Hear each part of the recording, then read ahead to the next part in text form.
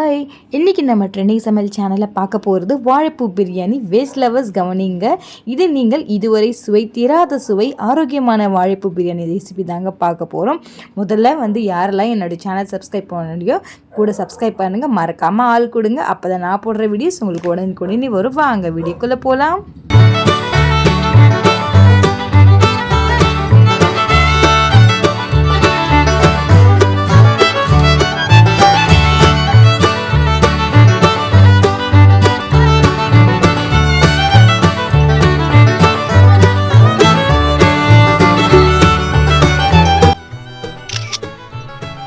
நம்ம ட்ரெண்டிங் சமையல் சேனலில் ரொம்ப ஸ்பெஷல் அண்ட் ஹெல்த்தி ரெசிபி தாங்க பார்க்க போகிறோம். அதாவது வாழைப்பூவில் பிரியாணி தாங்க செய்ய போகிறோம்.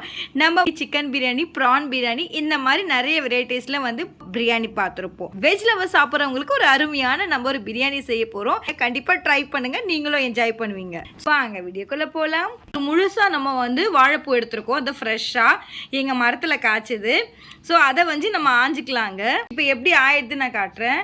லேடிஸுங்களுக்கு நிறைய பேருக்கு யூட்ரஸில் நீர் கட்டி இருக்கும்ல. ஸோ இந்த மாதிரி வாரத்துக்கு ஒரு 2 நாள் இல்லை 3 நாள் எடுத்துக்கிட்டிங்க அப்படின்னா ஸோ உங்களுக்கு அந்த கட்டியெல்லாம் கரைஞ்சி போயிடும்.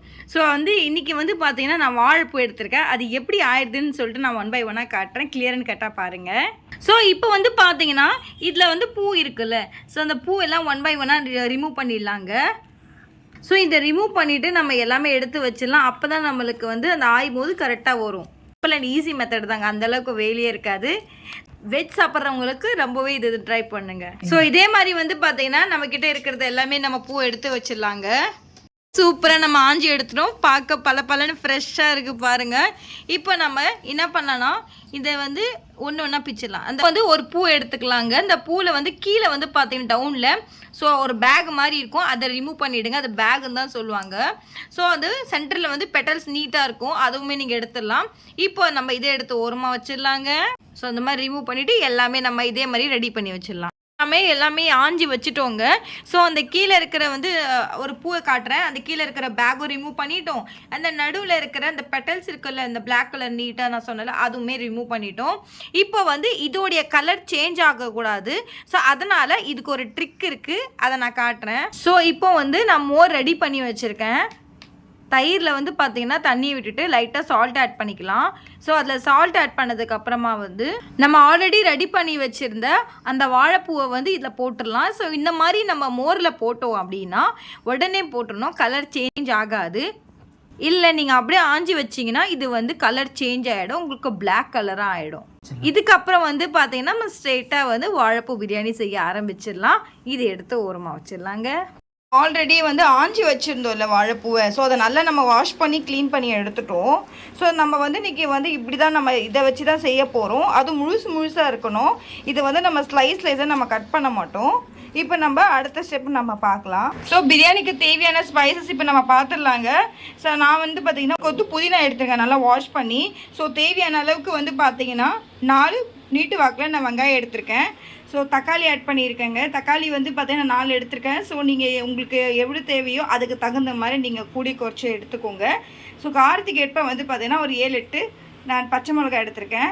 ஒரு கொத்தமல்லி எடுத்திருக்கேன். ஸோ இது எல்லாமே எடுத்துட்டோம். அடுத்து இப்போ தாளிக்கிறதுக்கு ஸ்பைசஸ் நம்ம பார்த்துடலாங்க. இது நம்ம தாளிக்கு தான் போகிறோம். அடுத்த ஸ்டெப் நான் காட்டுறேன் என்ன பண்ணலான்னு சொல்லிட்டு. பிரியாணி செய்கிறதுக்காக ஒரு அகலமான ஒரு பாத்திரம் எடுத்துக்கோங்க. நம்ம இன்றைக்கி செய்ய போகிற எண்ணெய் பார்த்தீங்கன்னா கோல்டு வின்னரில் தாங்க செய்ய போகிறோம். ஸோ நம்மளுக்கு தாளிக்கிற எவ்வளோ தேவையோ அந்த அளவுக்கு நீங்கள் எண்ணெய் ஆட் பண்ணிக்கோங்க. இப்போ எண்ணெய் காஞ்சிடுச்சிங்க. ஸோ பிரியாணிக்கு நம்ம ஆல்ரெடி ஸ்பைசஸ் எடுத்து வச்சுருந்தோம், எல்லாமே ஆட் பண்ணிக்கலாங்க. ஸோ இந்த பாருங்கள், ஸ்பைசஸ் எல்லாமே நல்லா ஃப்ரை ஆகிடுச்சு. இந்த நேரத்தில் நம்ம வெங்காயம் ஆட் பண்ணிக்கலாங்க. அதற்கு நம்ம லைட்டாக கல்லுப்பு இதில் அப்போ தான் நல்லா வெங்காயம் எல்லாம் நல்லா ப்ரௌனிஷ் ஆகிற வரைக்கும் வெயிட் பண்ணுங்கள். பொன்வரம்லாம் ஃப்ரை ஆகிடுச்சு. இந்த நேரத்தில் நம்ம புதினாவும் கொத்தமல்லியும் நம்ம ஆட் பண்ணிக்கலாங்க. இப்போ பாருங்கள், வதங்கும் போது அவ்வளோ அருமையாக இருக்கும். புதினாவும் அந்த கொத்தமல்லியும் சேரும்போது அம்புட்டு வாசனை வருங்க பாருங்கள். இப்போ நல்லா இது வதங்கி சுருங்கணுங்க. ஸோ இந்த நேரத்தில் நம்ம ஆட் பண்ண போகிறது தக்காளியும் பச்சை மிளகாய் நம்ம ஆட் பண்ணிக்கலாங்க. நல்லா பார்த்தீங்கன்னா பொன்வரலாம் அந்த தக்காளியெலாம் நல்லா மேஷ் ஆகணும். தக்காளி சுருங்கி வரணுங்க. அதோடைய ஸ்கின் எல்லாமே வெளியே வரணுங்க. அப்படியே சுருங்கணும் தக்காளி நல்லா. இப்போ வதவிட்ட எண்ணெயிலேயே பார்த்தீங்கன்னா நம்ம ஆட் பண்ண போகிறது இஞ்சி பூண்டு விழுதுங்க. ஸோ நம்ம எவ்வளோ அரிசி எடுக்கிறோமோ அதுக்கு தகுந்த மாதிரி நம்ம இஞ்சி பூண்டு பேஸ்ட் ஆட் பண்ணிக்கலாம். பாருங்க நல்லா மிக்ஸ் பண்ணிவிடுங்க. எல்லாமே வந்து பார்த்தோன்னா ஸ்கின் எல்லாம் ரிமூவ் ஆயிடுச்சு, கிரேவி டெக்ஸ்டைலில் வந்துருச்சுங்க. ஸோ இந்த நேரத்தில் நம்ம ஆட் பண்ண போகிறோம், ஒரு கப்பு தயிரை நம்ம ஆட் பண்ணிவிட்டு நல்லா மிக்ஸ் பண்ணிடலாம் இப்போது. ஸோ இந்த நேரத்தில் நம்ம ஆட் பண்ண போகிறது வாழைப்பூங்க. நல்லா வாஷ் பண்ணி வச்சுருக்கோம் ஆல்ரெடியே. இப்போ அப்படியே முழுசாக போடுங்க. இப்போ நல்லா அப்படி வதங்கணுங்க. அந்த மசாலாவோடைய அந்த வாழைப்பூ அப்படியே சேர்ந்து அப்படியே ஃபுல்லாக வதங்கணும். இப்போ அப்படியே 5 நிமிஷம் அப்படியே விடுங்க. இப்போ பாருங்கள் நல்லா வந்து பார்த்தீங்கன்னா ஃப்ரை ஆயிடுச்சு. இது வந்து குழந்தைங்கள்லேருந்து பெரியவங்க வரைக்கும் ரொம்ப வாரத்துக்கு ஒரு 2 to 3 டைம்ஸ் எடுத்துக்கணுங்க. ஸோ வெஜ் சாப்பிட்ற பிரியர்களுக்கு ஒரு அருமையான ஒரு பிரியாணிங்க. ஏன்னா வந்து மட்டன் பிரியாணியும் சிக்கன் பிரியாணி தோத்து போட எதுக்குமே ஈடாகாது. அளவுக்கு நம்ம மசாலா ஆட் பண்ணிக்கலாம். நான் இன்றைக்கி 1 டீஸ்பூன் வந்து தனி மிளகாத்தூள் ஆட் பண்ணியிருக்கேன். ஸோ உங்களுக்கு எவ்வளோ தேவையோ அதுக்கு தகுந்த மாதிரி ஆட் பண்ணிக்கோங்க. நம்ம வந்து பச்சை மிளகாவும் ஆட் பண்ணியிருக்கோம். ஸோ பார்த்து உங்களுக்கு தகுந்த மாதிரி கூடி குறைச்சி ஆட் பண்ணிக்கோங்க. ஸோ அடுத்து நம்ம ஆட் பண்ண போகிறது பிரியாணி மசாலாங்க. இதுக்கு பிரியாணி மசாலா ஆட் பண்ணால் தான் ஒரு தனி டேஸ்ட் கொடுக்கும். இப்போ 1 டீஸ்பூன் வந்து கரம் மசாலா நம்ம ஆட் பண்ணிக்கலாங்க.